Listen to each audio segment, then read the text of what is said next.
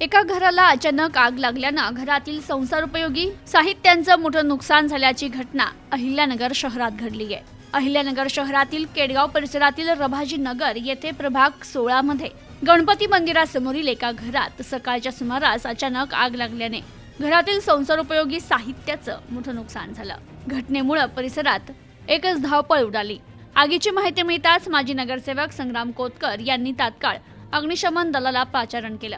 अग्निशमन दलाची गाडी घटनास्थळी दाखल होण्यापूर्वीच नागरिकांनी प्रसंगावधान राखत पाण्याच्या साह्यानं आग आटोक्यात आणली. आगीमुळे परिसरात एकच गर्दी जमली होती.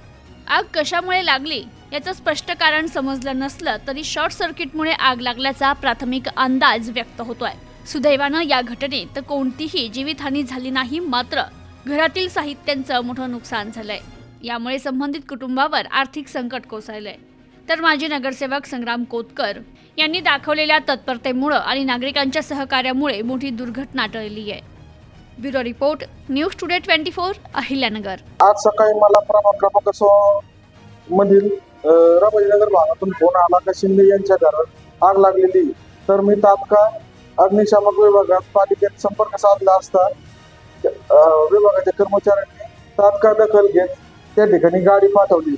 तर त्या ठिकाणी जायच्या अगोदर तिथली रभाजीनगरच्या मधील आमच्या नागरिकांनी कार्यतत्पर अशी दखल घेत अग्निशामक विभागात पोहोचायच्या अगोदर तिथील आग विझवण्यात त्यांना यश आलं होतं. परंतु अग्निशामक विभागाने आग ज्या घरात आग लागली त्या ठिकाणी गेले असता कळालं की गॅस सिलेंडर लिकेज आहे. मला जाहीरपणे सांगावंशी वाटतं की रभाजीनगरच्या लोकांचं कौतुक करावं असं वाटतं की त्यांनी कार्यतत्परता दाखवून तिथील आग विझवली. व मी पालिका अग्निशामक विभागाचे आभार मानतो की त्यांनी लवकर दखल घेऊन पालिका अग्निशामक विभागाची गाडी त्या ठिकाणी पाठवली.